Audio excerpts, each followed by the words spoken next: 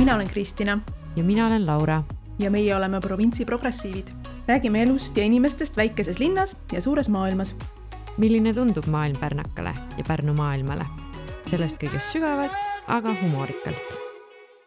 Tere, hea kuulaja, meie 5. saatesse. Me olime enne natukene segaduses, et mitmes saade meil on, aga see on juba meie 5. saade. Nii et tervitused suvisest Pärnust, see meeldib teile ju kõige rohkem, eks ole, aga meile meeldib Pärnu igal aastaajal ja suvel meeldib ta meile ka. Ja täna Kris andis mulle au alustada. Mul on kusjuures 2 teemat. 2 teemat, mulle ka midagi jääb. Jääb. Sellepärast, et ma tegelikult tahaks mõlemal hästi lühidalt peatuda. Et see õnnestub, sest et need on hästi värsked mõtted. Nii et ma ei ole suutnud neid isegi nagu liiga pikalt, liiga sügavalt enda jaoks läbi mõelda. Kas otses alati peenrast? Põhimõtteliselt, sest aga mul oli tunne, et ma tahaks need endast välja saada just praegusel ajamomendil. Ja see esimene mõte, siis ma isegi nimetaks seda teemaks, on see, et kuivõrd me oleme tegelikult kaugenenud sellistest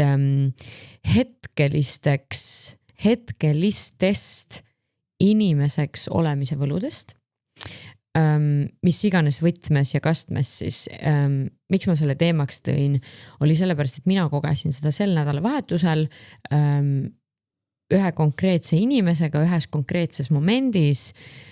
Ma sain selle inimesega värskelt tuttavaks, ma veetsin temaga terve õhtu koos ja see oli lihtsalt nii tore.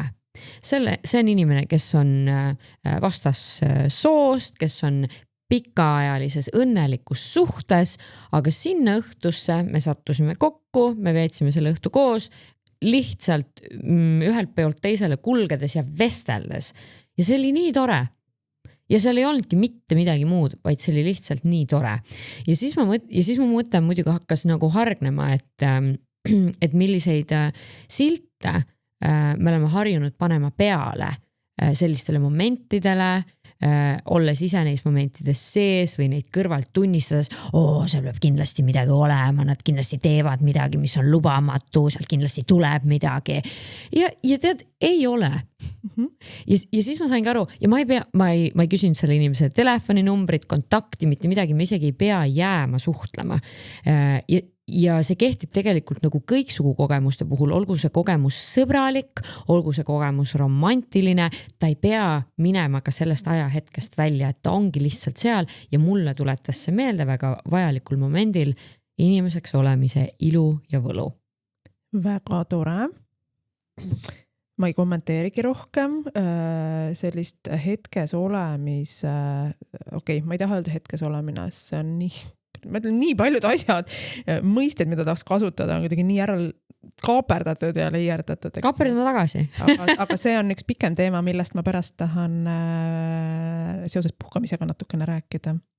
Väga hea, väga ilus ja armas mõte. Ja, et kuidagi väga tervendav oli see minu jaoks. Ja minu teine mõte ongi seotud sellega, kuidas me kipume inimesi, keda me austame ja imetleme, näiteks mõtlejaid, idealiseerima. Ehk siis me leiame endale mingid inimesed, näiteks sotsiaalmeediast, eks ole, kes on võtnud selle platvormi selleks, et laiendada teadmisi ja teadlikkust, informatsiooni, uuringuid, andmeid, numbreid, nende analüüse ja kuidas me nõustume nende inimestega, me austame neid, nende töö, nende panuse, nende julguse eest, aga siis tekib moment, kus me nendega ei nõustu. Näiteks. Siis me võib-olla isegi demoniseerime neid inimesi. Me nii-öelda pettume nendes inimestes. Siis tekivad meil nende inimeste suhtes ootused. Aga miks ta sellel teemal ei räägi? Miks sa sellele piisavalt tähelepanu ei osuta? Et see suhe, mis meil inimestega läbi sotsiaalmeedia tekib, see on nii esiteks isiklik. Ma arvan, et me võiksime seal teha endale sellise väikse nagu tšekki, et kuule, kas see suhe ikkagi peab nõnda isiklik olema, kas mul on õigus sellele ootusele. Ja teisalt see, et me unustame nende inimeste eneste inimlikkuse. Ehk siis see, ka nemad eksivad, ka nemad arenevad, ka nemad, ma ei tea, mingid seisukohad on võib-olla mitte nii rafineeritud, nad ka muudavad oma seisukohti. Et ühesõnaga see oli minu jaoks hästi huvitav, sest et on üks mõtleja, keda ma väga-väga austan. Aga mingis osas tema eneseväljendusega ma ei ole nagu üldse nõus, sest et ma ei suhestu sellega, ma olen, ma ei tea, mingil moraalse spektril asetun kuskil mujal ja huvitav on see, et kui ma mingite inimestega sellest vestlesin, siis nemad natukene kippusid teda kuidagi, jah, mulle tunduski idealiseerima. No vot, see oli mu teine mõte. Okei, mul natukene läks lappama praegu, et kas ma sain õigesti aru, et olukord, mitte et siin oleks olnud küsimus, aga ma nagu püüan enda jaoks kuidagi seda, et olukord või õigemini see mõtleja siis on keegi, keda jälgivad ka need inimesed, kellega sa peegeldasid oma neid tundeid või? Selles momendis küll, aga see pole tegelikult üldse oluline selle mõtte jada juures, et ma olen seda lihtsalt pannud laiemalt tähele, näiteks kui on mingid inimesed, keda ma jälgin ja mulle alati meeldib kommentaare lugeda, minu jaoks on siuke sotsioloogiline nagu aspekt sotsiaalmeedia järgimise juures üldse, et ja siis kuidas sealt kommentaaridest tulevad erinevad tagasisided ja kuidas nendes inimestes jutumärkides pettutakse ja unfollowtakse ja heidetakse neile ette igasugu asju, et sealt läbi, et mulle tundub, et me loome nendest inimestest oma peades nagu mingid pildid, see on inimlik, millele nad peavad ilmtingimata vastama. Aga tegelikult nad on ka inimesed, nad eksivad, nad teevad rumalusi, nagu ma ütlesin, muudavad oma arvamusi, liiguvad edasi. Ja sotsiaalmeedia ja üldse nagu selliseid nii-öelda suhteid või nende suhete hulka kuulub ka suhe, mida nimetatakse parasotsiaalseks suhteks, aga mul on selle väljendiga beef. Mis parasotsiaalne nagu okei, ma ei lähe sinna sellesse süvaanalüüsi, et aga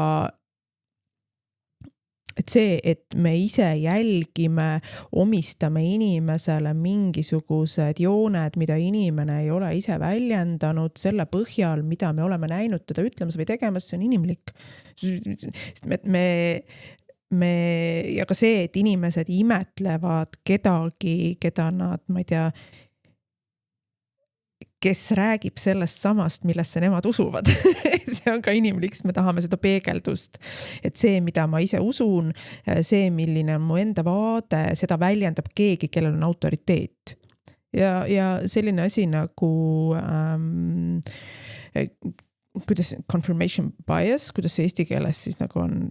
Ma isegi ei tea, kuidas see eesti keeles on. See, et me otsime kinnitust sellele, mida me juba usume. No see on see mõte jah selle taga. Just, et ma hommik on alles ei eesti keelesta seda asja ära, et see on ka niivõrd inimlik, aga jah. Ja see on inimlik, aga selle juures puudub mingitel puhkudel minu enese analüüs ja mina näen, et läbi selle me võtame tegelikult nendelt inimestelt, keda me jälgime ja mida iganes me neilt siis ootame või oota, nende inimlikkuse ära. Ja see on see minu mõte siin, et ja see inimlikkus hõlmab endas ühtlasi ka seda, et nad teevad vigu. Minu jaoks mul tuleb hästi tugev flashback ja nüüd nagu teema läheb hästi raskeks sellest ajast, kui täiemahuline Ukraina sõda algas. Ja ma mäletan, ja see oli jälle seoses antropoloogiaga ja antropoloogide sellised mitte lihtsalt kuidagi eravestluses peegeldatud jagamised, vaid Ukraina antropoloogid peegeldasid seda, kuidas nad tajuvad, et neid dehumaniseeritakse mitte ainult siis okupantide läbi, vaid ka nende inimeste läbi, kes näevad neid ainult kangelastena. Ehk siis arvestamata seda, et need on inimesed kogu oma inimsuse spektris, inimesed, kes elavad ja toimetavad ühiskonnas, kus on väga suured väljakutsed korruptsiooniga, inimõigustega, siis selles plaanis, et me räägime näiteks vähemuste õigustest, eks ju, ja nii edasi, ja me tõesti, me ei mõtle selle peale, et kellegi idealiseerimine on tegelikult ka dehumaniseerimine samal ajal. Täpselt. Ja nüüd sa said täpselt jälile, mis ma silmas pidasin täpselt nii. Ja, et see mu mõte oligi. jah, et me võtame tegelikult läbi selle nendelt inimestelt ka autentsust ja justkui elukogemust vähemaks. Neile lubatud elukogemust, mis on ka meile kõigile lubatud. Et see ongi see idealiseerimise aspekt, mida ma silmas pidasin. Ja selle idealiseerimise, dehumaniseeriva idealiseerimise juures kõlab nagu oksüümoron võib-olla, tegelikult ei ole ju. Mulle endale tundub ja mida ma ka olen ise nagu tajunud ja see on ka see väljend, sellised pisikesed väljendid, mida näiteks sõbrad omavahel ütlevad, et sa oled nii tugev, sa oled nii vastupidav, you're so bloody resilient, et seal selle sees võetakse sinult ära õigus olla haavatav, õigus laiali laguneda, õigus kokku kukkuda, aga see turvatunne, et okei, aga kui ma olen nagu jube tugev, aga siis ma kukun kokku, kas mul on kedagi, kes on minu selja taga, ka siis, kui nad ei nõustu sellega, mida ma ütlesin ja see oleks nagu väga friiki, kui me 100% nõustume sellega, mida keegi kogu aeg oleme nõus, 100% oleme nõus. Jaa. See on miski, kuna minul on Instagramis tekkinud siuke väike, aga hästi tugev kogukond, hästi tugev. Ma tõesti kümnete inimestega kogu aeg vahetan aktiivselt mõtteid ja ma väga hindan neid inimesi, aga ma tunnen ka mingitel puhkudel, et minult oodatakse nagu mingeid teatud seisukohavõtte, tegutsemisi, aga ma loodan, et ma ka oma selliste eemal viibimistega olen tegelikult saavutanud selle, et nad teavad, et ma seda ei tee. Et ma ei vasta nagu mingitele ootustele, et see on tore, kui te olete mingi osaga nõus. Ma kogu aeg ütlen ka seda, et te ei pea olema kõigega nõus, et see on täiesti normaalne. Ja siis me arutame neid mõttelõngasid, et jah, kuna minu platvorm ei ole nii suur, mul ei ole nagu mingi 10 ja 100 000 jälgijaid, et ma ei pea sellega sellisel määral rinda pistma nagu need inimesed, kellest ma ise võib-olla kõnelesin, siis mul on aega praegu veel, et selle kõige üle nagu mõelda ja seda ka kommunikeerida. Aitäh sulle su peegelduse eest. Liigume sinu teema juurde. Liigume minu teema juurde, mis on ka otsapidi tegelikult sotsiaalmeediaga seotud. Ja otsapidi ka minu enda tegemistega sotsiaalmeedias, aga mitte ainult, sest et minu tegemised sotsiaalmeedias on peamiselt Instagramis ja kuna ma nagu nii jälle üle mingisuguse, ma ei tea, pooleaastase pausi, meil on Pluto stuudios, kui vahepeal kuulete nuhkimist või klõbistamist, siis jälle meil on koer. Pärast pikemat pausi ma toimetan seal jälle hästi aktiivselt, aga kuna ma toimetan seal nii aktiivselt, siis ma oma eraelu nagu sotsiaalmeedias eriti ei jaga. Ma ei viitsi enam postitada mingid puhkusepilte, värke-särke ja ega ma ei... Ja kuna Instagram on minu jaoks peamiselt ikkagi minu, kuidas ma siis ütlen, tööalase väljenduse väljund, et ega ma seal ka isiklikku elu kuigi palju ei jaga, aga mingisuguseid hetki ikka, esiteks seda, kui vaimustunud ma Pärnust ja oma kodust olen ja nii edasi. Aga, et ma olen viimasel ajal, tegelikult päris mitmed teemad, mida me oleme ka siin puudutanud, nad tulevad jälle minu mingitest postitustest, mis on väga inimlik. Aga et ma olen rääkinud, inimesed on ka küsinud, et küll seksist üldse ei räägi enam. Räägin küll, aga see on kõik kihtide vahel, sest et see on nagu terviku osa on ju. Ja üks postitus, mille pealkiri oli, et me põleme läbi mitte tegemisest, vaid tundmisest, see on nagu nii leekivalt levima läinud. Ja ma olen nagu tohutult palju inimestelt saanud tagasisidet ja siiamaani saan, see on tehtud juba nädalaid tagasi ja ta endiselt nagu kõnetab ja toob tagasisidet. Aga, et kogu sellest sellisest kehatajust ja kroonilisest stressist ja kroonilise stressiga seoses ja puhkamisega seoses, nüüd viimane teema, mida ma puudutasin, viimane küsimus, mida ma esitasin ja ma arvan, et see läheb vägagi ka Pärnu suvesse sisse, aga mitte ainult Pärnu suvesse, vaid puhkamise hooaega sisse on küsimus, et kas sa puhkad või sa sooritad puhkust. Ja see on selline hästi vastuoluline küsimus, sellepärast, et mida tähendab puhkust sooritama, on see, et kas mu puhkus loeb, kui ma lihtsalt vedelen ja ma ei tee sellest vedelemisest pilti, mida ma jagan kusagile. Kas mu puhkus loeb, kui ma ei loe puhkuse ajal läbi 8 raamatut? Kas mu puhkus loeb, kui ma ei ole reisimas käinud? Kas mu puhkus loeb, kui ma ei tee seda, teist, 3, 4 asja, mida arvatakse, et puhkuse ajal tegema peaks? Võib-olla ka korterit remontima. Tavaliselt väga eestlaslik asi. Et jälle teema, millest mida me peaaegu, et ma ei taha öelda kõik, aga mida väga paljud inimesed teevad, ma ei tea, vanasti jagati mingeid reisikirjeldusi, tehti pilte, pandi need albumisse, ikka selleks, et talletada mingisuguseid toredaid hetki ja see on inimlik. See on väga, väga imeinimlik. Aga mis on nagu sotsiaalmeediaga kaasa tulnud, on hästi selline performatiivne puhkamine ja ka kureeritud puhkamine. Peened sõnad on ju. No meie elud on kureeritud. Absoluutselt. Ja muidugi, kui me räägime siin emotsioonitööst, kes seda puhkust korraldab, puhkamist korraldab, kui paljud inimesed jagavad seda, et ma olen väsinud tegelikult sellest, et nüüd on puhkamise aeg ja ma pean siis nüüd välja mõtlema, mida me teeme, või et on puhkamise aeg ja ma ei taha failida ja sellepärast ma teen asju, mida seltskonnas peaks tegema, aga tegelikult ma tahan lihtsalt olla üksinda ja omaette. Ja kui paljud on tegelikult vastanud, et selle puhkuse ajal ma olengi nüüd otsustanud, et isegi kui ma teen pilte, ma ei jaga neid kohe sotsiaalmeediasse. Ja minu point ei ole mitte see, et ärge tehke, ärge jagage, aga et võta korra hetki ja mõtle, miks sa seda teed. Kas sa teed seda sellepärast, et see on nii tuus hetk, et ma tahan teistega ka jagada, või et see on nii naljakas, või et see on nii ilus kompositsioon, et ma tahan seda lihtsalt väljendada, või sellepärast, et ma talletan selle pildi ja alkoholiga, nagu ma olen öelnud, mul on mingi täiesti oma teema. Et kas asi on olnud tähistamist väärt, kui mulli seal juures ei ole, või kas see mull võiks olla alkoholivaba mull, või kas võiks olla niimoodi, et ei ole ära mainitud, et jah, et nendele, kes alkoholi ei joo, et nendel on ka eraldi kusagil midagi. See selleks, sellest ma veel räägin millalgi pikemalt. Et ma tahaks, et see chillimise ja nautimise kultuur ja võib-olla ka lõõgastamise kultuur, et ei peaks olema üks ühele seotud alkoholiga. Aga rendiks.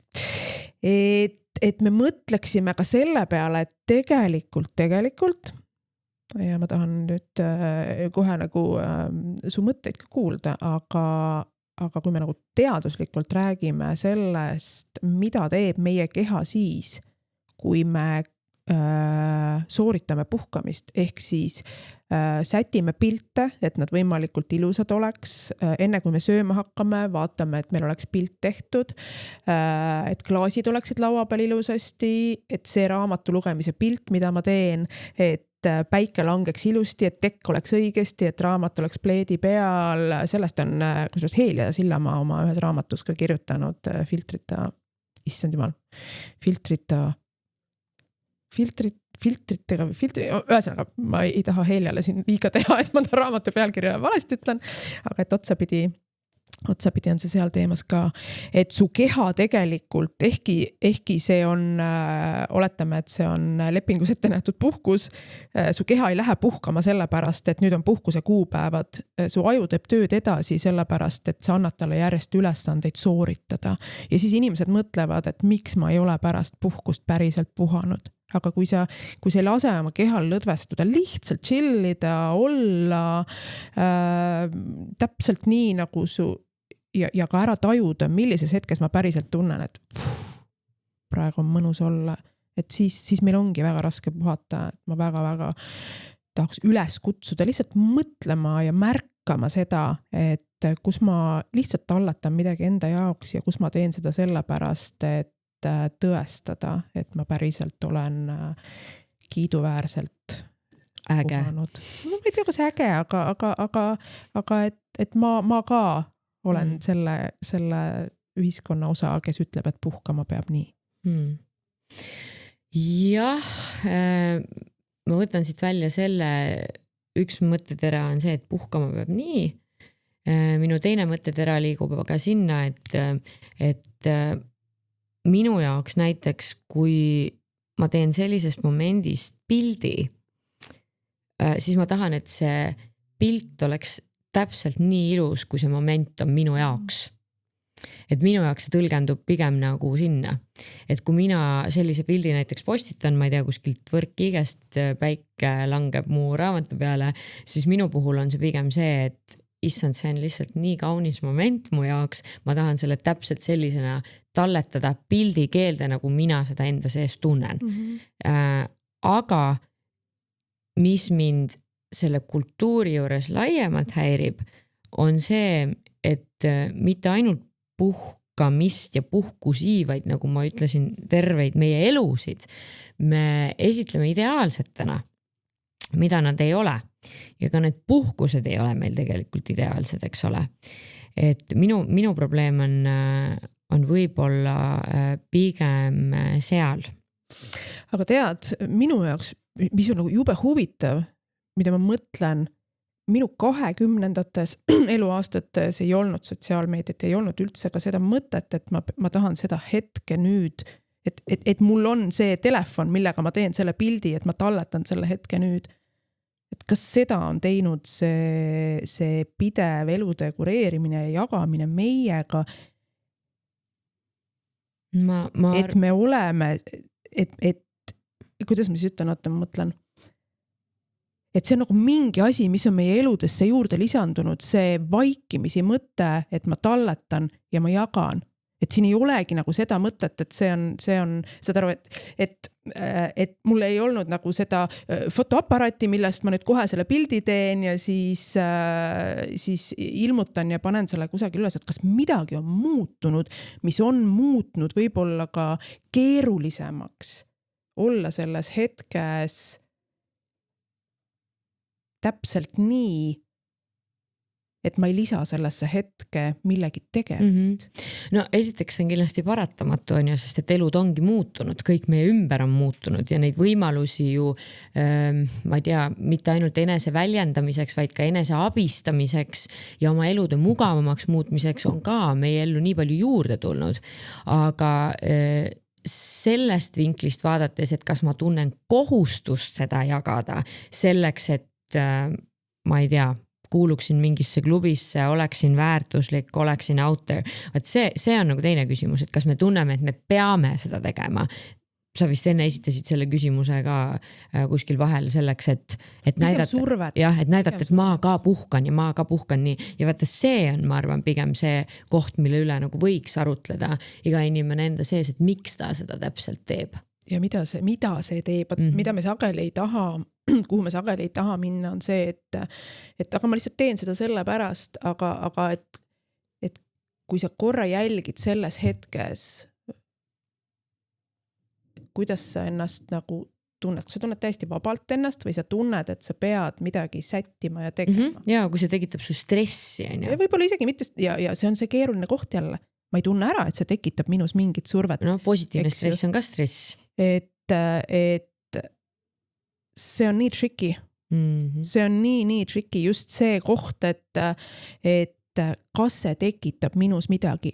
Aga siis ma hakkan nagu mõtlema, et aga mis asjad need tekitavad minus neid stressihetki, mida ma isegi ära ei tunne. See ei ole ainult töö, see ei ole ainult emotsionaalne töö, et neid asju, nagu sa ütlesid, elud on kureeritud, puhkus seal juures. It's wild.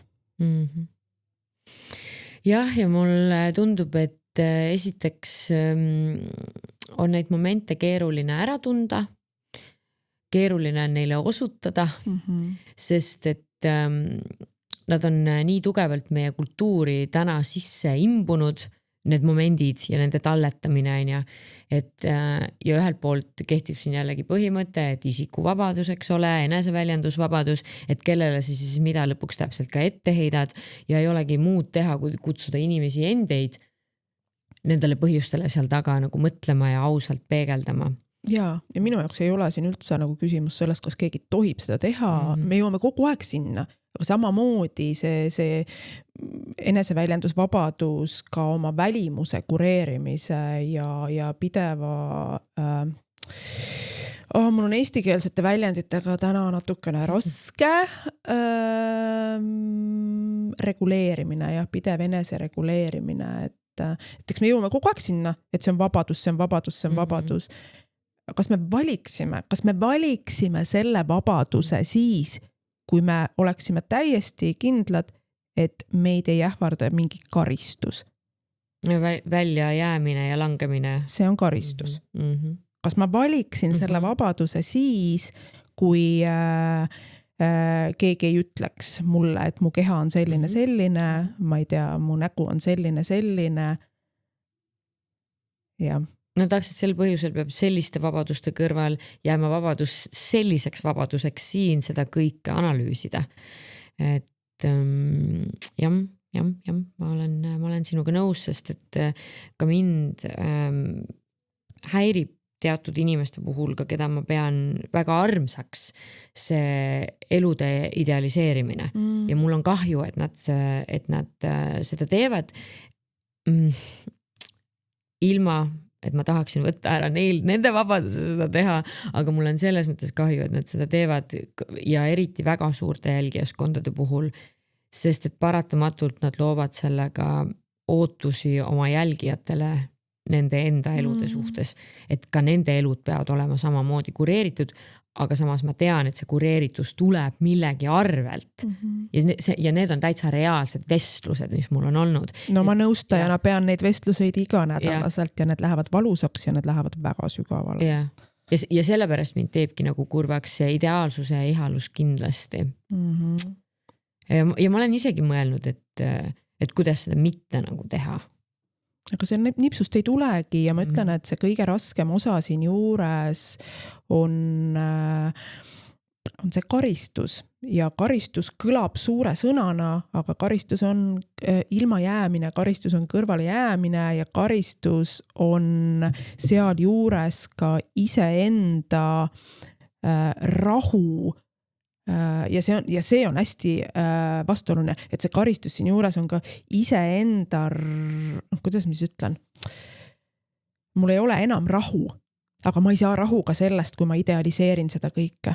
Ja tead, sellepärast mina ütlengi, et influencerdus ei tohi olla töö.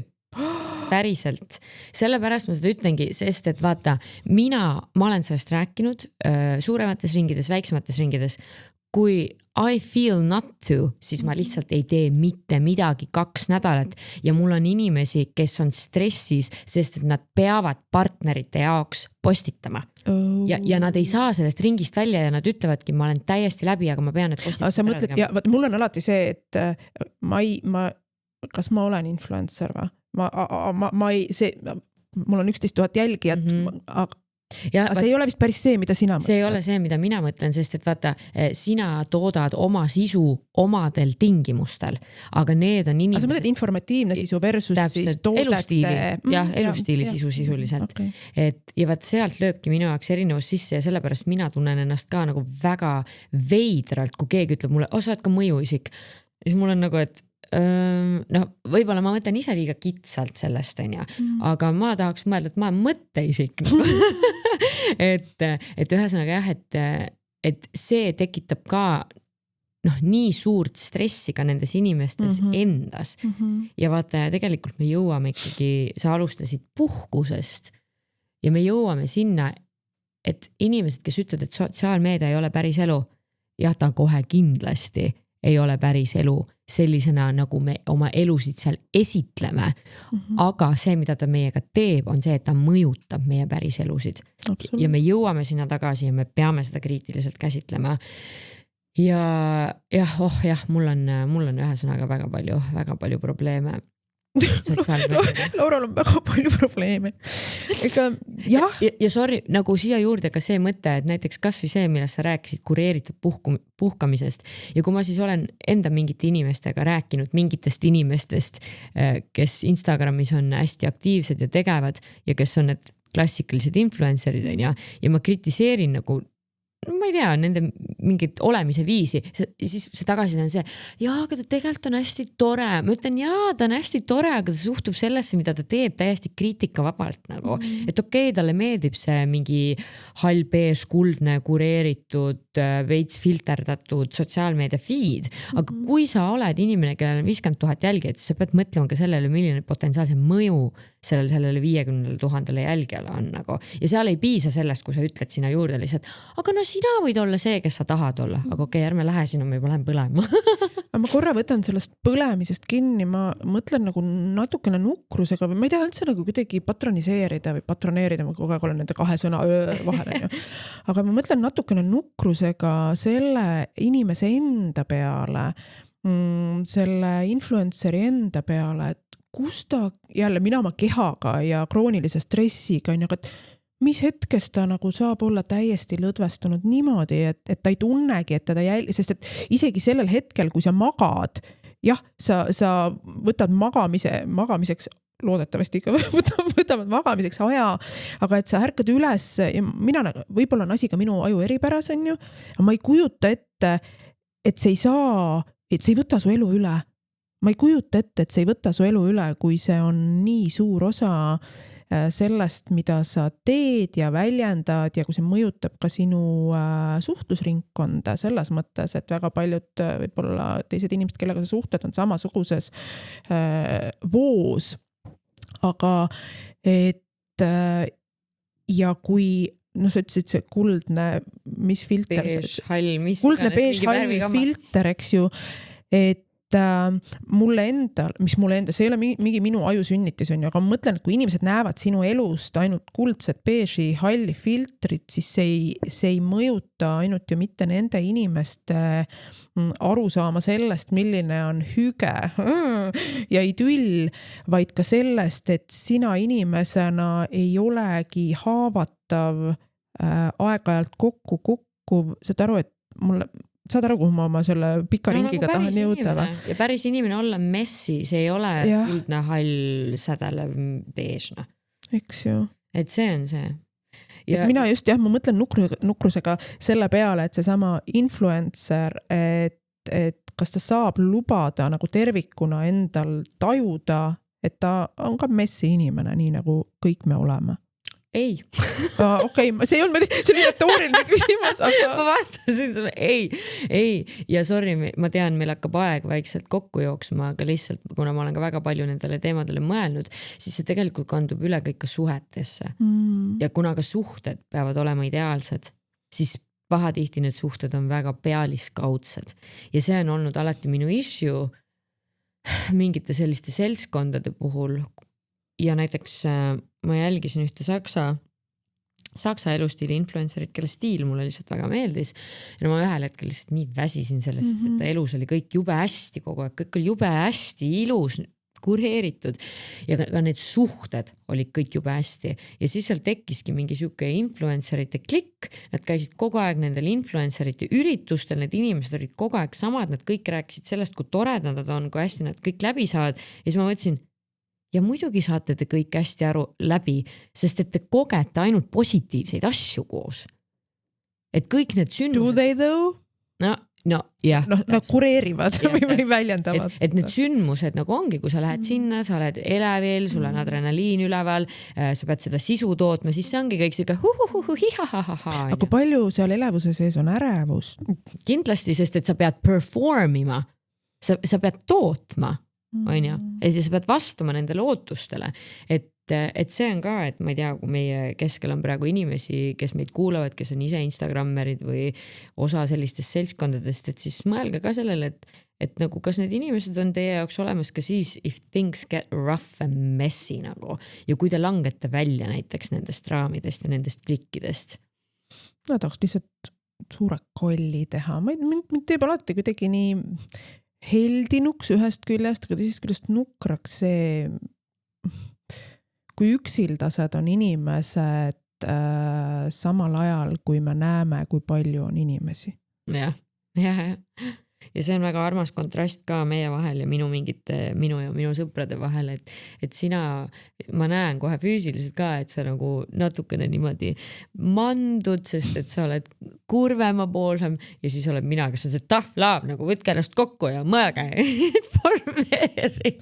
Ma arvan, et see on see nõustaja pool, vaata, ega siis mul on ka vahel seda, et tough-love'i ja eriti nagu lähedastega, kellega ma olen pidevalt koos. Aga kui sa näed ja kuuled inimest ja ma olen küll seksuaalnõustaja, eks ju, aga nagu ma ütlesin, see on ju teema kõikide teiste teemade sees, et kõige rohkem ma räägin oma nõustamisel, mida ma räägin, vaid kõige rohkem räägib inimene üksildusest. Üksildusest ka ja ma ei tea, see on siuke jälle retooriline küsimus. Ja ma tean, meil saab aeg otsa.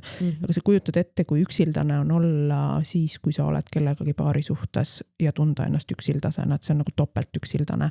Aga ka nagu sõprade seas, kui palju on sellist üksildust ja mitte üksindust, üksinda nagu ma 3 lapse emana. Üksinda ja palun. Ja. Aga et ja üksildust sellepärast, et ma arvan, et ma pean kõigega üksi hakkama saama, ise kandma.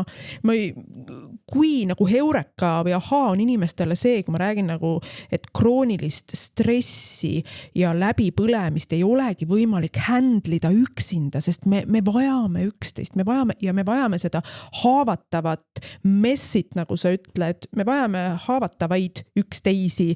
Me kõike peal üristama nutta nii, et tatti ninast tuleb, aga me võime seda teha või ma ei tea, kui keegi peeretab seltskonnas, see ei ole mingi imelikud näited on ju, aga see on osa inimesest. Juhtub, kõigil juhtub. On ju.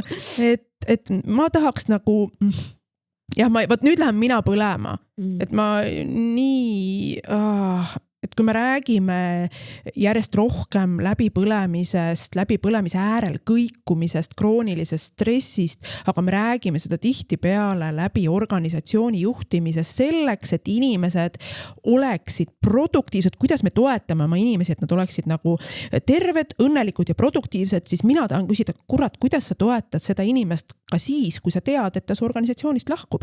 Et kas ta on sulle nagu lugev üksus ainult siis, kui ta on sinu organisatsioonis peana kirjas või hoolime me ühiskonnas ka organisatsioonidena, ükskõik on see siis, ja poliitkultuuri ma isegi ei lähe. Ärme lähe. Kuidas kurat öelda, ja Kris läks nüüd täiesti põlema, kuidas me ühiskonnas ütleme, et haavatavus ja kuuluvus ja üksteise jaoks olemasolek on A ja O, kui me meedias ja poliitkultuuris näeme seda, et A ja O on üksteisele ära panemine ja see, kas minu nagu öeldud lause saab rohkem ruumi kui teise öeldud lause, aga let's not go there. Ühesõnaga, ma ei tea, kust ma alustasin nüüd. Tead, minu jaoks selle poliitilise osa võttis kokku see üks lause, mida ma eelmine nädal kuulsin, et me lähtume pragmaatilisusest, mitte väärtustest. Ja sellega mul ühesõnaga see on see vestlus. Aga meie Lauraga lähtume väärtustest, olles küll ka pragmaatilised inimesed. Täpselt. Ja väärtustest me räägime täna ka oma saate külalistega. Ja lähme sinna edasi. See oli väga kannustav. Kannustav? Ja see oli väga kannustav. Issand, nüüd ma ütlesin selle ära, et me salvestasime selle juba ette. Aga innustav ja kannustav noored, ägedad, eneseteadlikud naised, kes nii julgelt ajavad oma asja. Nii eluterved. See oli äge, nii et head kuulamist teile ka. Aga lähmegi tänaste külaliste juurde ja kui meil eelmises saates me ütlesime, et meil on nähtus, siis on meil ka tänases saates väga omapärane nähtus. Meil ei ole nähtus külas, meil on nähtuse ellukutsujad ja elushoidjad külas. Krõhva paar on tõepoolest nähtus ja meil on külas Liisbet ja Moonika, kes on selle paari loonud ja hoiavad seda elus ja teil on ka 3. osaline, keda täna küll stuudios ei ole, aga rääkige siis tema eest ka äkki. Tere! Tšau, tere! No nii, te saate hakata kohe ise tulistama, kust Krõhva sai alguse, kus see mõte tekkis ja kus see julgus tuli? Tegelikult minu arust see esimene idee vist tuligi Pia Paulalt, see on meie 3. liige, keda täna kahjuks ei ole siin. Et tal oli üks vaba maja, ruumid. Ja ta ütles, kõik head lood algavad sellega, et mul on vaba place. jah, see on ikkagi A ja O, et oli vaba ruum. Ja ta ütles, et kuule, et teeme baari, teeme suvel baari. Noh, lihtsalt sõpradele, vaatame, kuidas läheb. Mitte midagi tõsist. Alguses see tundus lihtsalt mingi naljana, et no ja teeme. Sest see jutt tuli alles vist umbes 2021 seal mai teises pooles ka, nii et natuke enne suve. Aga kuidagi, ma ei tea, järjest nämmutasime seda mõtet ja hakkasimegi tegema ja tegelikult esialgu oli mõte teha pop-up baar ja see ongi huvitav, et nüüd on meil siis 5. aasta või saame 4-aastaseks, aga tegutseme juba 5. aastat. Et kõige need ajutisemad lahendused on lõpuks kõige püsivamad lahendused, et minu arust me oleme hea näide sellest, sest idee oli teha korra pop-up. Jah, korra üheks suveks lõpuks avasime alles suve keskel, sest et ootamatult palju asju oli ikkagi vaja teha, alustades mingi, ma ei tea, seinte värvimisest, lepingute sõlmimisest, OÜ tegemisest, pangakonto tegemisest, kõik see asi. Me olime 1. aasta ainult pool suve lahti ja me lootsime, et äkki saame oma rahad nulli tagasi, kõik, mis me siin alla panime, et tõesti loodame. Ja saime ja tuli veel rohkem inimesi, kui me arvasime, sest me ju tegime ainult sõbrannade ja sõprade jaoks, aga tuli välja, et ka teised inimesed olid huvitatud sellest. Ja väga siuke huvitav esimene suvi oli meil ja täis üllatusi. Ja, et pea ees vette hüppasime ja õnnestus. Aga kuulge, kui keeruline on alustada baariga, et ma saan aru, et kui toitlustusse minna, siis seal on väga palju nõudeid, eks ole, millele te peate vastama enne, kui te saate asutuse avada, kas baari pidamisega on sama või see on lihtsalt see, et sa tellid oma joogid, annad need purgis või paned klaasi kokku ja korras. Keegi ei tule kontrollima, kas sul on nõudepesumasin või kuidas sa neid klaasi puhastad? No sul on ikkagi vaja alkoholi müügiluba. Eesti riigis on seda väga kerge teha. Kui sul on olemas ettevõte, mille tegevus on siis jookide serveerimine, siis saab seda online'is valmis teha. Muidugi ka see, et tegelikult jah, sul peab olema sinu siis füüsilises asutuses kõik korras, et kui tuleb keegi kontrollima, et võidaks tulla kontrollima su pesumasinat ja asju ja pindasid. Okei. Ja mõelge, et ütlesite alates 2021, täiesti uskumatu. Mul oli meeles, et olete alles võib-olla paar aastat tegutsenud, aga nii kaua tegelikult juba. Jah, mul on tunne. Aastad lähevad kiiresti. Ja see ka, et tegelikult ma ütleks, et viimased mõni aasta alles on selline suurem üldsus üldse teada saanud meie baarist. Nagu ma rääkisingi, me ju alustasime lihtsalt selleks, et oma tuttavatel sõpradel teha. Ja me ei ole kunagi pannud raha oma reklaami alla, välja arvatud eelmine nädal, esimest korda elus, tegime sponsored posti Facebookis 30 €. See oli esimene kord. See meie baar ongi läinud inimestel suust suhu ja et kes on Instagramis kuskil näinud stories, et väga selline rahulikult on see info edasi jõudnud inimestele, aeglaselt. Aga te olete Pärnu, ma ei tea, ma julgeks öelda, et avaliku kuvandi osas küll ainuke LGBT+ sõbralik meelelahutusasutus siis. Ja kahjuks küll siiamaani. Kuigi ma pean ütlema, et nende siis 5 suve ja 4 tegutsemisaasta jooksul ma olen ikkagi näinud seda suurt arengut ka paljudes teistes kohtades. Et näiteks sügisel just klubi Tunnel, üks nendest omanikest küsis mu käest, et kuidas mina saaksin teha oma baari rohkem geisõbralikumaks. Ja samuti ju ka Tempel, Tölp ju on ikkagi üritanud sealt teha, et see oleks võimalikult kaasav. Nüüd tuleb ju seal ka Vikerruumipidu, et tegelikult arvestades see, mis oli olukord 5 aastat tagasi, on meil väga suured sammud olnud edasi. Me oleme võib-olla julgemalt väljas selle kontseptsiooni osas, et me oleme hästi selline roosa türukulik baar ja siis võib-olla tundub, et meie kuidagi oleme selles osas valjemad, aga ma olen samamoodi nõus sinuga, et ikkagi on areng toimunud ja jah, et hinnatakse ka LGBT kogukonda siin. jah, võib-olla nähakse, et see ei ole enam nii hirmus asi, mida Pärnus teha. Et me kindlasti olime esimesed julgemad, kes tõesti ütlesid kõva häälega välja need asjad ja nüüd tundub, et on aina kergem seda teha. Aga miks just Pärnu, miks just teie, miks just Pärnus, kuidas te Pärnuga seotud olete? Mõlemad oleme siin üles kasvanud, koolis käinud ja mina olen nüüd tagasi Pärnus elanud. Pärnusse tulnud elama 2 aastat tagasi tulin tagasi. Ei, see on kui tore. Täitsa nagu põhikohaga. Põhikoha. Ma ei tea, kas see põhikoha Pärnus. Jah. Ja sina, Monika? Mina olen reetur ja elan Tallinnas, aga muidu samamoodi jah, et Pärnust pärit ikkagi. Ja siin baari mõttes tegemist on ikkagi suve pealinnaga ja see on väga hea on siin teha hooajaliselt sellist kohta, et ma ei tea, kas ma aasta läbi isegi jaksaks pidada baari, sest et see ööelu, milleni me kindlasti jõuame ka, et see öötöö on ikka päris keeruline lõpuks, et jah.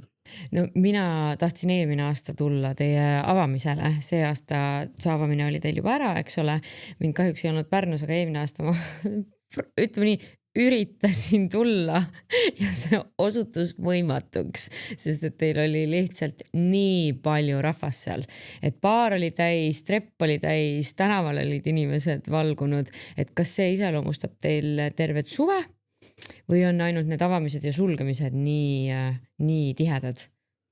Avapidu on ikkagi meie üks nagu, ma ütleks enim külastatud üritust, küll aga kui on juulis tuleb grind, siis on linn ka väga palju inimesi täis, et siis on meil ka päris palju rahvast oodata tavaliselt ja muidugi jah, lõpupidu. Et jah, eelmine aasta avapeoga oli tõesti päris hull. See on ikka iga aasta avapeod on kõige hullemad. Ja oleneb üritusest, et no ma ei tea, kui meil tuleb näiteks Evert Poom esinema, siis on kõik on rahvast täis. Jah, grindi ajal rahvast täis, juuli nädalavahetused üldse. Aga on mõnikord ka siukseid reedeid laupäevasi, kus on rahulik. Mõni 30 inimest umbes baaris ja neid öid ma ka väga naudin tegelikult. Mõnus väike puhkus. See on mõnus, jah. Saab ise ka tantsida. See on hea. See on see öötöö hea ilus pool. Aga kas teil siis tekib momente, kus te oma külalistega ka vestlete ja dialoogi peate? Jaa, kogu aeg. Ma arvan, et see on selle baari töö osas kõige toredam asi, et inimesed tahavadki suhelda suga. On ka ju joogised inimesed, julgemad, et kohati ebaeestlaslikult siis jutukad ja tegelikult mulle väga meeldib see. Saab jutustada, saab tantsida inimestega, kokteile teha neile, väga tore. Mul on ka jäänud mulje, et meie baar või siis üleüldiselt ka teised baarid, et meie oleme siis koht, kus inimesed saavad ennast vabaks lasta, et nagu midagi ei ole nagu piinlik, et kõik räägivad mulle, ma ei tea, mis iganes lugusid nagu eraelust kuni niisama, mis nüüd just juhtus siin suitsupausil, aga see on nagu väga hea, et inimesed saavad ikkagi ennast siis pärast töönädalat kuskil nagu loomalikult välja elada ja ma arvan, et me oleme päris turvalise keskkonna neile tekitanud selles osas. Jah, me oleme üritanud küll selles osas, et tegimegi baari, kus meil endal oleks mugav peol käia ja tundub, et see on toiminud siiamaani meie külalistega. Mina inimesena, kes alkoholi üli vähe ja üli harva tarbib ja ma nüüd loodan, et ma teen teile reklaami. Hindan ööeluga selle järgi, kui palju on mõeldud inimestele, kes tahaks ka kokteile nautida, aga ei taha alkoholi sinna kokteili siis enda jaoks siis. Kuidas teil sellega lugu on? Ja meil on erinevad alkovaba kokteilid ka, saab alati küsida meilt baarist. Meil on isegi seedlip olemas baaris, mis ta on täpsemalt niisugune vürtsidega tehtud alkoholivaba alkoholi asendaja siis kokteilidesse. Ja meil tegelikult käib küll mitmeid inimesi, kes ei joogi, kes siis võtavadki sellist limonaadi meilt, käsitöökokteilikesi, alkovabasi ja Red Bulli ja neil on ikkagi äärmiselt lõbus alati. Ja võivad öö läbi olla üleval niimoodi, et ei ole üldse. Tavaliselt nemad jõuavad kõige kauem, kõige rohkem tantsida. Just. Nad ei vaju ära, ei taha koju tuttu minna. Just, ja see on nii, minu jaoks on see ka, ma tunnen, et ma olen tervitatud, kui ma ei ütle siin asutuse nime, aga just eelmine nädal räntisin, et ma ei taha seda moosivett juua. Nagu päriselt, kui mulle pakutakse alkoholivaba kokteili, kus ei ole samasugust pingutust nagu alkoholiga kokteilis, et nagu ma ei ole vist väga oodatud siia, sest et see on moosivesi, mida ma joon reaalselt. Kodus võib ka morssi juua ja muusikat kuulata. Just. Aga see on nii tore, kuidas te kirjeldasite seda, et ja ma arvan, või mulle tundub, et pea kõikide LGBT+ sõbralike kohtade puhul kehtib see, et inimesed tunnevadki ennast seal hästi, sest et nad võivadki tulla ja olla nii, nagu nad on. Nad ei pea etendama kedagi, kes nad ei ole. Ja mida enam inimesi kas või ka juhuslikult teie teele satub, seda õnnelikum ma olen, sest et võib-olla mõni inimene pelgab või on võõras jätkuvalt mitmekesisusega ja see võiks olla selline tore, ma ei tea, alguspunkt näiteks, kus tutvuda selle kultuuri siis tasandilisusega meie keskel, on ju?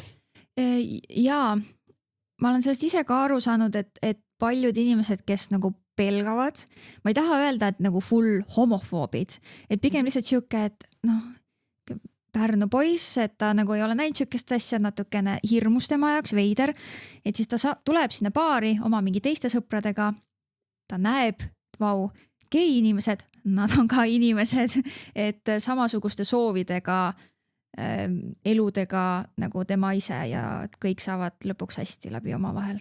Ja teate, ausalt öeldes sellest vabadusest lähtuvalt need on ka kõige ägedamad peod. Aga ma tunnen ka, et meil on päris hea gateway sellisele inimesele, et tegelikult meil on väga tugev naiselik energia just, mis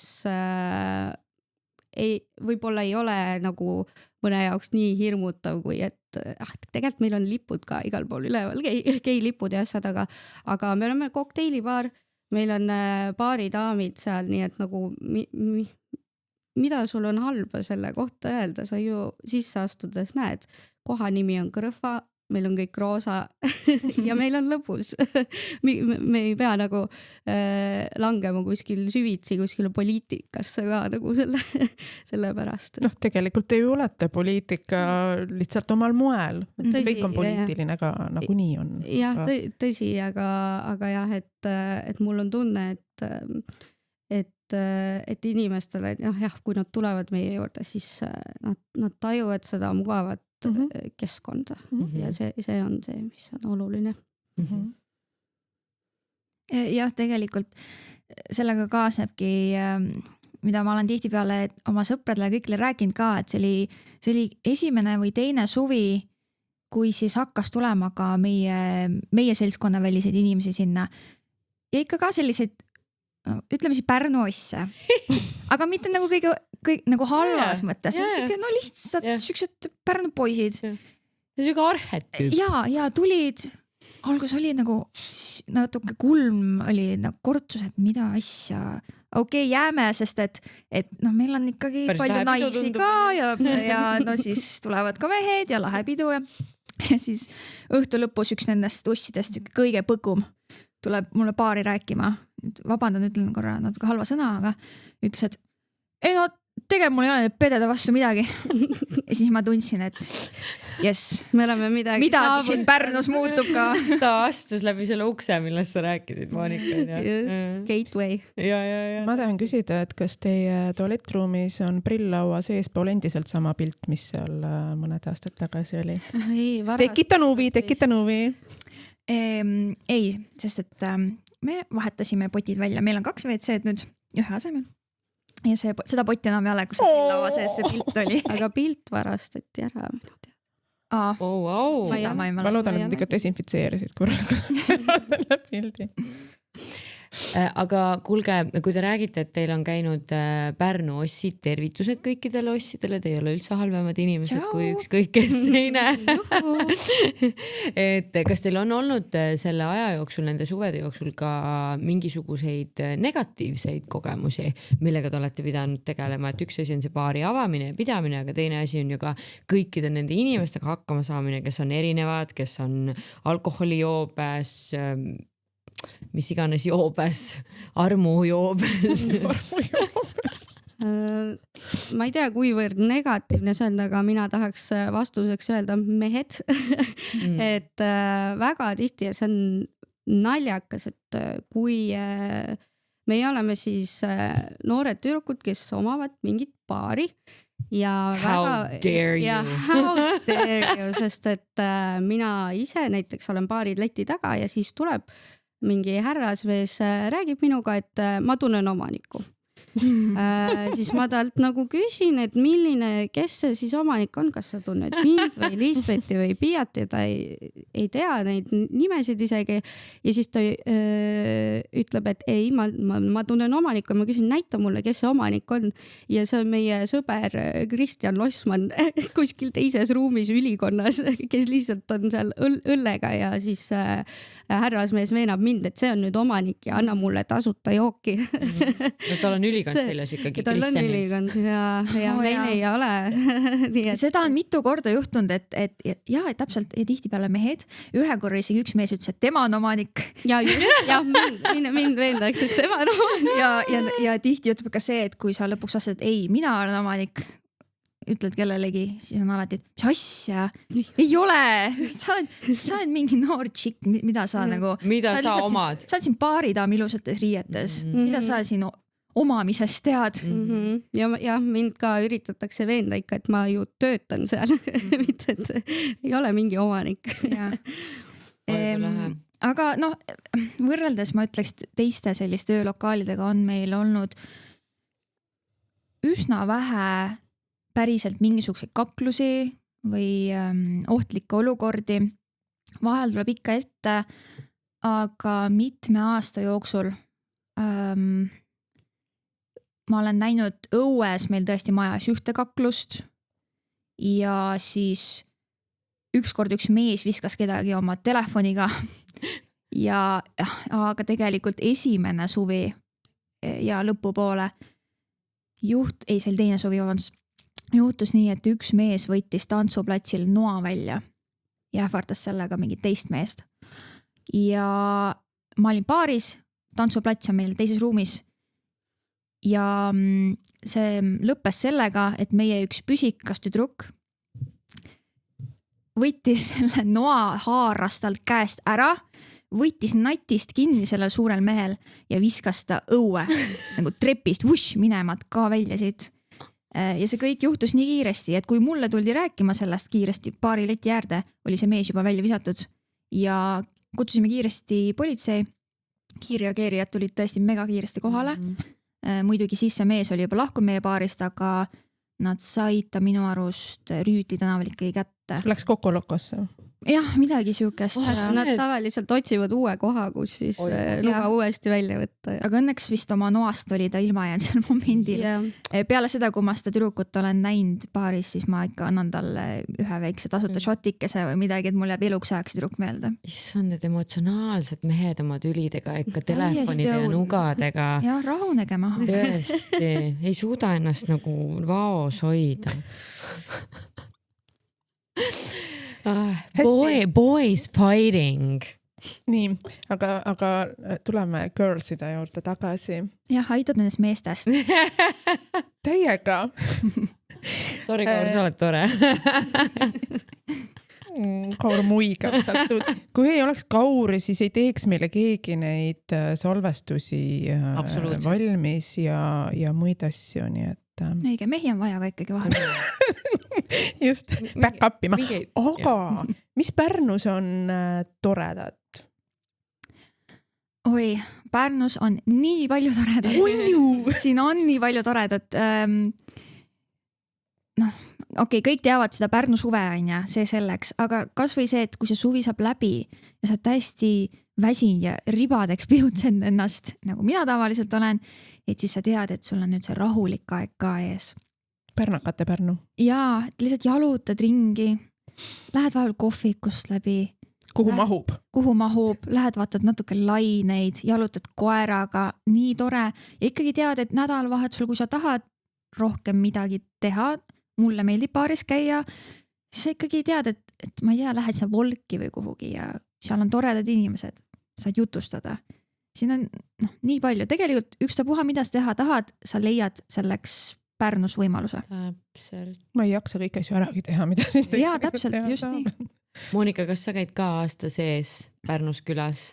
Jah, ma ikka käin, et huvitav, mina ise elan Tallinnas praegu ja huvitav asi, mida iga kord, kui ma Pärnusse tulen, ma tunnen, et inimesed oleks nagu inimlikumad või kuidagi nagu... Me kolisime tagasi Lauraga Pärnusse ja Liisbet on tagasi Pärnusse. Et ma tunnen, et mitte et Tallinn ka nüüd jube suur linn oleks, aga et ma ei tunne sellist nagu kodust või jah, just nimelt inimlikku käitumist, et isegi kui ma lähen poodi ja mind tuntakse ära, minuga räägitakse, ma näen sõpru, et see on minu jaoks hästi nagu mõnus osa siis enda kodulinna juures. Jah, ja ma tunnen, et Pärnus on kuidagi inimesed abivalmivad. Seda ma olen tähele pannud. Ja naljakal kombel isegi nagu jutukamad või sõbralikumad, et Pärnus sa saad isegi nagu small talkida võõraste inimestega tänaval. Tallinnas on siuke olem, kus sa oled nii ja naa. Ma ütleks, et vabamad ka isegi selles suhtes, et võib-olla ma olen nüüd liiga tallinlaste kriitiline muidugi, aga et äkki seal on jah natuke mingi fassaad nagu tugevam inimestel, aga siin on kõik on. Jah. Äkki Pärnu polegi siis suvepealinn, äkki ta on suvapealinn? Suvapealinn, jah. Aga suva on hea.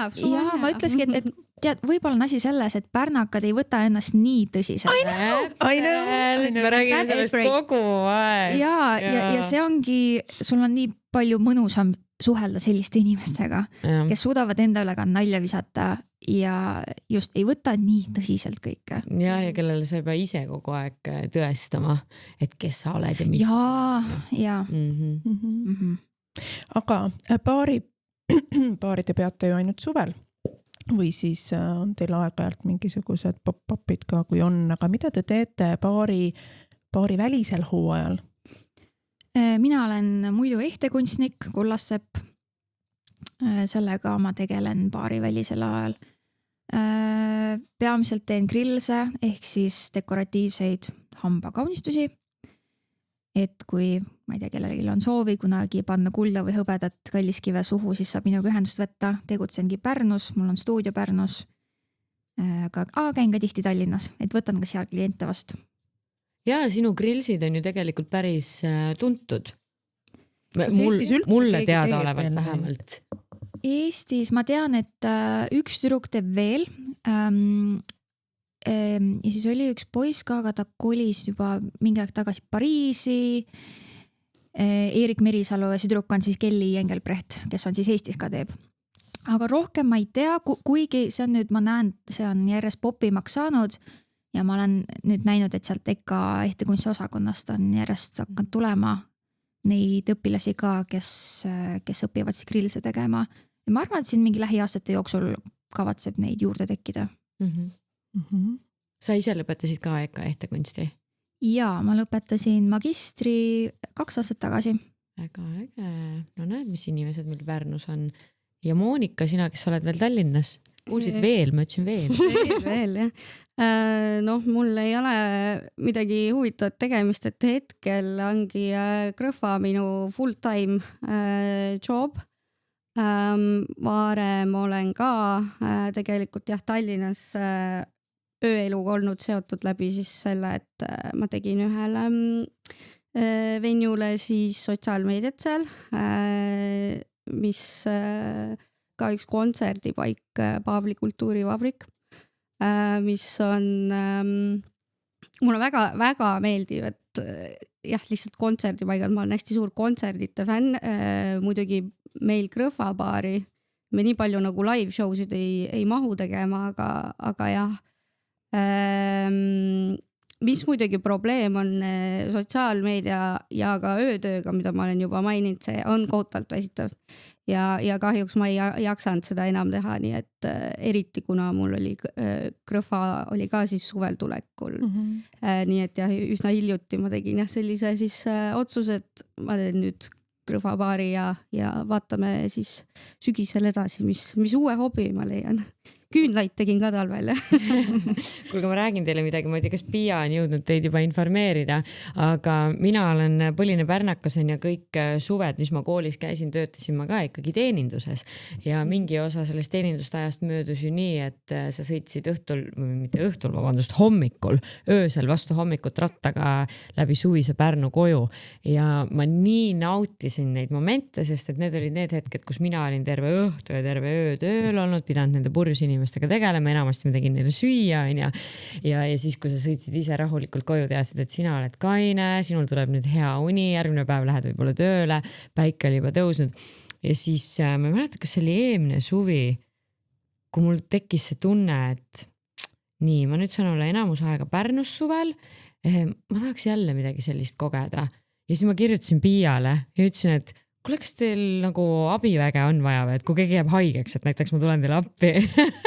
Aga ma kirjutasin liiga hilja ja ühesõnaga siis teil oli juba see tiim selekteeritud ja siis nüüd ma kirjutasin Piale uuesti ja siis Pia vastas mulle ja ütles, et kuule hea, et nüüd me võime siin mõned korrad kutsuda, et kas sa tahad veel tulla ja siis mul oli nii, et jaa, ma tahan tulla, et ma tahan seda kogeda nagu, sest et vaata, see on see, et sa paned ennast nagu hoopis mingisse teise rolli võrreldes oma selle argipäevaga, et kuidas see teie jaoks on, kuidas teie seda tajute, kas see on teie jaoks ka siuke suveunistus nagu või... See on hea asi, mis sa välja tõid tõesti, et pärast tööd see vara hommikul koju kõndid, mina siis kõnnin koju ja kuulan muusikat, et see on üks hästi jah, mingid kunstilised ideed tekivad, sest et see on nii kerge tunne on alati.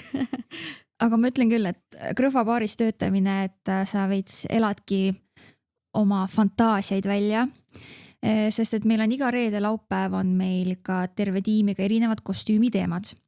Näiteks sellel nädalavahetusel reedel me olime, kes me olime reedel? Juba ei mäleta. Reedel me olime nõiad. Jaa, just maagia, nõiad, võlurid ja laupäeval me olime meditsiinitöötajad. Järgmine nädalavahetus veel täpselt ei tea, mis teemad on, aga me alati juba Instagrami kirja ka, et ka külalised saavad kostüümiteemad osa võtta ja ma tunnen, et ja ma lähengi sinna baari ja ma kehastungi ümber täiesti teiseks inimeseks. Me teeme mingeid hullumeelseid meike ja soenguid. Mul on 3 suurt kastitäit kostüüme, kus ma saan kogu aeg valida endale midagi uut. Ma oleme endale teatris käin ka vahepeal laenutamas. Ja tundub, et mitte ainult mulle, vaid kõikidele ka meie töötajatele väga meeldib tegelikult see. Ja me saame korraks tunda, et me ei ole päris meie ise. Ja siis lähme sõidame ratastega koju. See on hästi vabastav küll. On jah, jah. Laura näitab käega minu peale ja mul on nagu see asi, et ma jään inimesi kuulama ja siis mul on pea tühi. Ma kuulan ja ma ei valmista vaata küsimust ette, nii et ma põrgatan selle palli tagasi täiesti. Ja ei, sa võid põrgatada küll, me oleme selles mõttes rääkinud päris palju Krõhvast ja mul on väga hea meel, et me oleme seda teinud, sest et ma arvan, et see tähistab Pärnus ikkagi ka millegi sellise uue tulemist, et see ei ole olnud ainult Krõhvast rääkimine, vaid see on ka Pärnust rääkimine, et teie murrate sellega ka selliseid nagu eelarvamusi ja müüte, mis Pärnuga seotud on ja te olete, ma arvan, te olete nähtus ja te olete nagu tähis, et mul on selle üle hästi hea meel ja õnneks Kris on viinud teid tagasi nagu ka sinna, aga mis on see muu, mida te Pärnu juures hindate ja võib-olla mulle meeldiski natukene sellest veel kuulda, et millised need teie enda, ma ei tea, kõige isiklikumad mälestused näiteks Pärnuga seotult on või mille te tunnete, et olete endaga ellu niimoodi hästi tähenduslikult kaasa võtnud, et minu jaoks tõesti olid need näiteks ka need hommikused rattasõidud töölt koju, eks ole, aga väga-väga palju muud, et huvikoolides käimised ja see, kuidas mu vanemad kõikide nende huvikoolide kontserditel ja võistlustel minuga kaasas olid, et siuke hästi nagu formative years minu elus, noh ka loogiliselt, sest et ma olin teismeline, ma elasin Pärnus, et mis need teie võib-olla kõige soojemad või tähenduslikumad mälestused Pärnust on, mis te ellu kaasa olete võtnud? Naisterand. Mulle nii väga meeldib seal käia. Mu sõbrannadele meeldib seal käia, me käime seal koos. Ma olen seal käinud alates sellest ajast, kui ma alles roomasin ja ma ei tea, ma olen sealt saanud kaasa selle mingisuguse naiseliku võitleja hingega natukene, sest et ma olen näinud väiksest lapsest alates, kuidas seal vanamutid karjuvad ja peksavad meeste peale, kes mööda julgevad jalutada ja siis ma näen, et need samad mingi 50, 60, 70 aastad on ka oma sõbrannadega seal ja räägivad, et kuidas sul läheb ja mis sa hommikuks sõid ja kas sa tuled homme ka? Just kuulan. Pasteedileiba sõin.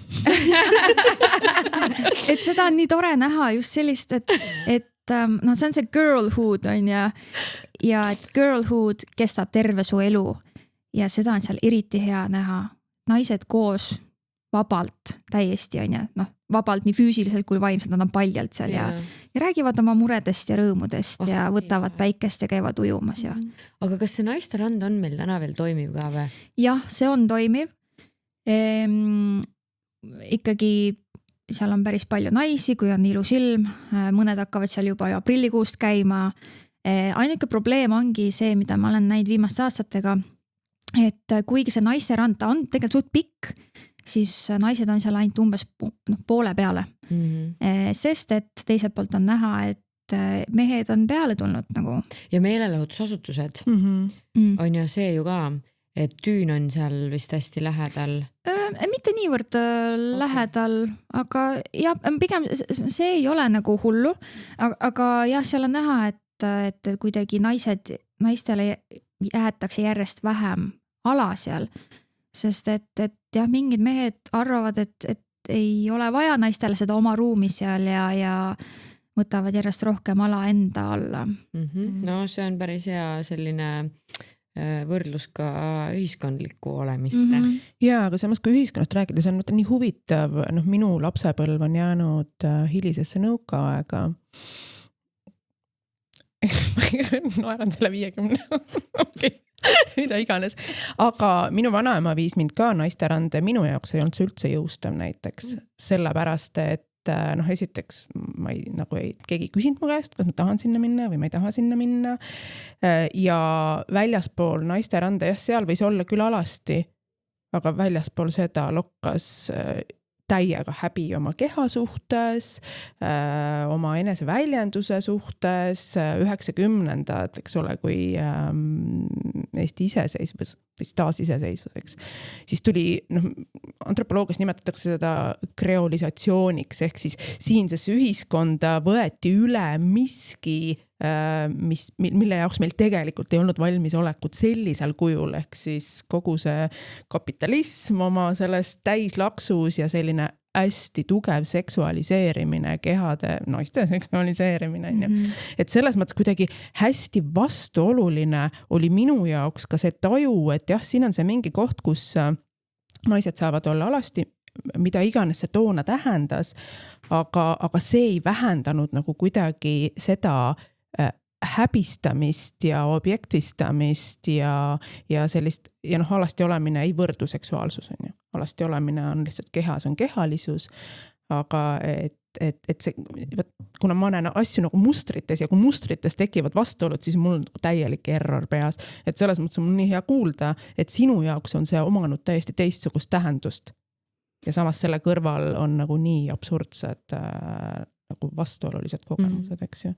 Aga need ongi alati samal ajal eksisteerivad, on ju.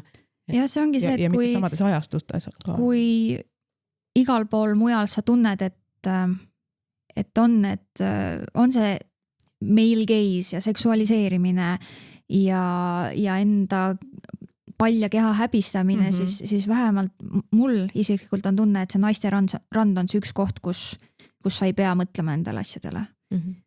Ikka mingi male gaze seal on, et mõned binoklitega ikka vaatavad sealt võsast, sellest ma ei taha isegi rääkida, aga seda on vähe. Ja, aga ma tahaks öelda ka, et see on tegelikult kahju, et inimesed nagu naised tunnevad häbi, aga see on jah vale häbi ja ebaõiglaselt pandud naiste peale, et no mis ma teen enda kehaga, lõikan siin ära mingid asjad, et sul oleks mugavam või ja miks ma peaks seda tegema? Ja miks me keskendume sellele üldse? Ja see ongi see, et näitad midagi, on häbiväärne, ei näita midagi, katad ennast, siis on ka häbiväärne. Siis on ka häbiväärne, jah. Ja see on ilusam pead olema. Et miks sa arvad, et ma sulle näitan? Ja kusjuures Krõhvapaaris on ju samamoodi, et kui ma seal tööl olen, mõni võiks öelda, et tõesti olen litsakas riietes, sorry, aga see ei ole kellegi teise pärast. Jällegi, see on üks väheseid kohti, kus ma tunnen ennast nii turvaliselt, et ma saan kanda selliseid riideid, mis on tõesti paljastavad. Ja siis mõnikord võib-olla sellepärast mõned soomlased arvavad, et tegu on stripipaariga. Aga nad saavad, jah, kahjuks, no õnneks siis vastu pead kohe selle eest, et on valesse kohta ära eksinud. Aga Monika, sinu tähenduslik mälestus?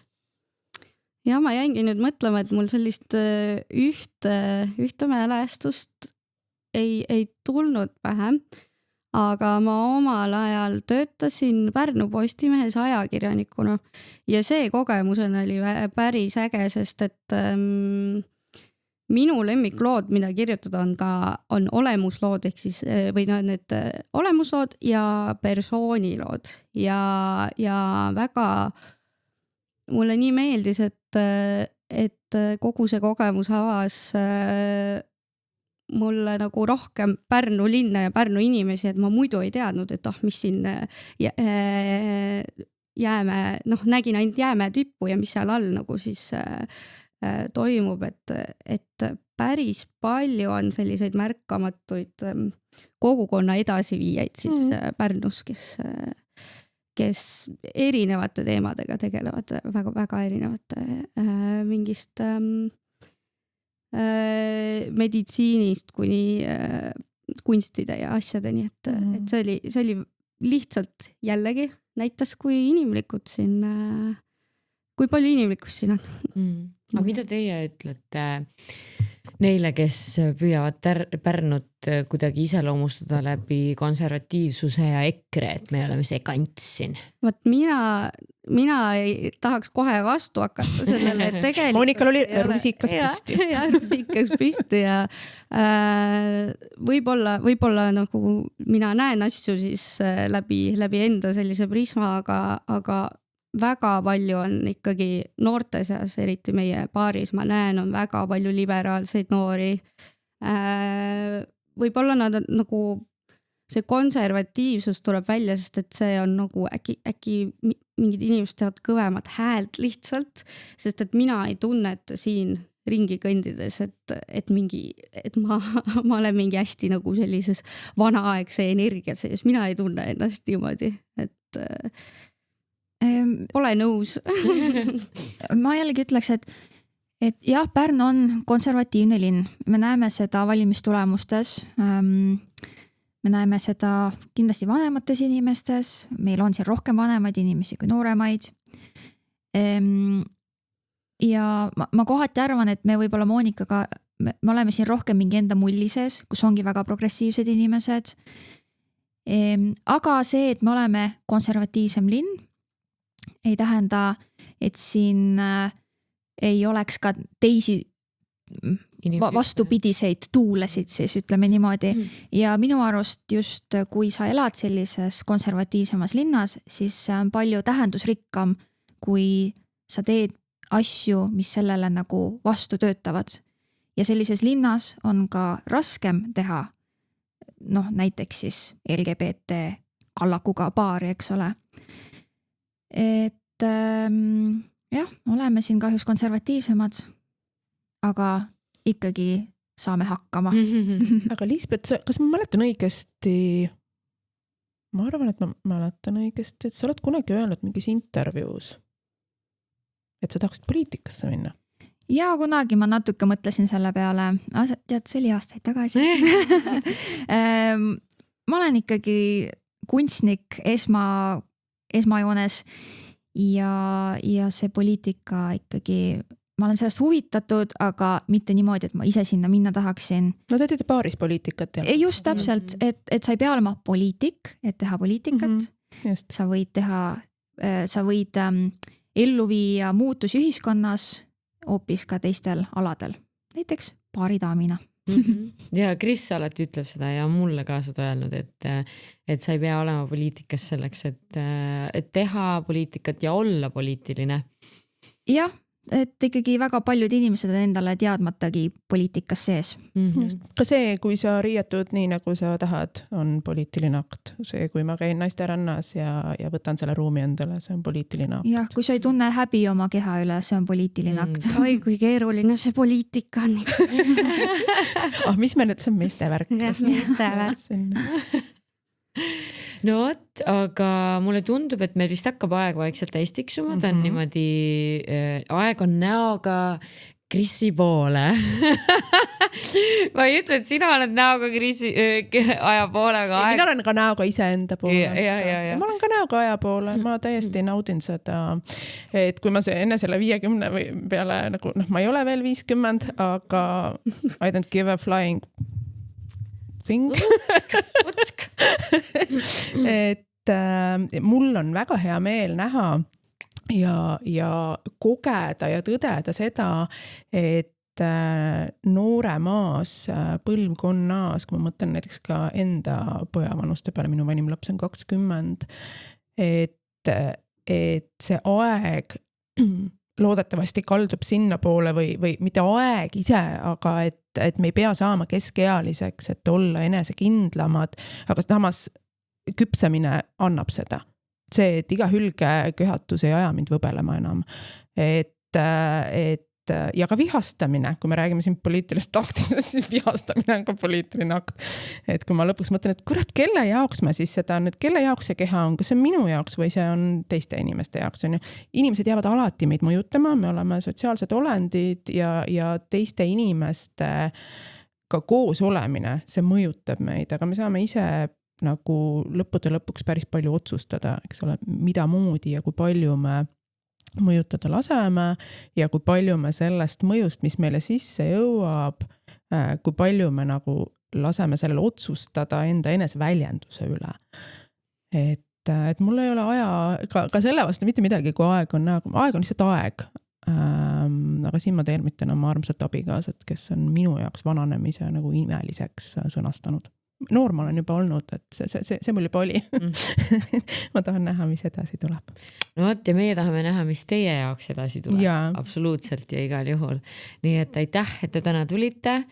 Ime ilusad suve teile, väga edukad suve teile, väga, ma ei tea, seiklusrohked, lahedad, naljakad suve teile. Ma loodan, et ma saan sellest osa. Muidugi. Ma küll natukene kardan neid kostüüme. Äkki me lähme teeme vestluse Krõhvas, vestlus Krõhva. Kas august, me oleme otse eetris. Okei, me ei ole, Kaur saab lõigata seda. Ja, aga see on päris hea mõttearendus. Kaur, kas see kõik on siin transportable? Kaur, kas sina oled ka transportable? Väga hea. Transportaabel. Sa oled kaasavara. Me lihtsalt võtame su kaasa, paneme autosse, nii on. Okay. Meeste viha täis podcast. Üldse ei ole. Me lihtsalt võtame tagasi seda, mida meile nii kaua on nagu eitatud. Õige. Oot, aga teie ka, nii et aitäh teile ja kohtume Krõhvas. Kas teil on mingisugune, te ütlesite, et te veel ei tea järgmise ürituse konkreetset stiili või kuupäeva või on teil mingi suurem üritus suvel teada ka, millele te tahaksite reklaami teha siin juuni lõpus? Ma siis teen reklaami meie kontserditele, et ülejärgmine nädalavahetus 28. juuni on meil tulemas esinema bänd nimega Ave Maria, pungikallakuga bänd, eestikeelne muusika, naislauljaga, noored ja julged.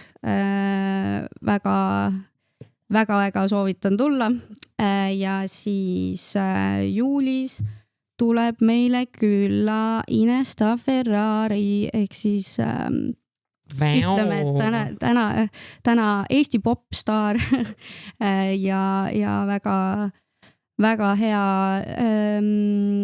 show'ga kindlasti ja mingid asjad on kindlasti veel tulekul, et jälgige meid siis Instagramis ja Facebookis. Meil on väga põnevad DJ-d iga nädalavahetus, et tasub kohale tulla ja. Okay, sina ja Monika. DJ-d või? Suvel oleme küll vahepeal ka, see alles tuleb juulis millalgi vist, juuli-august. Küll me oleme. Back to back ja väga cool. Igatahes väga tore. Aitäh, et tulite ja olite ja et olete siin Pärnus, nii nagu te olete. Aitäh. Aitäh. Ciao. Ciao, ciao.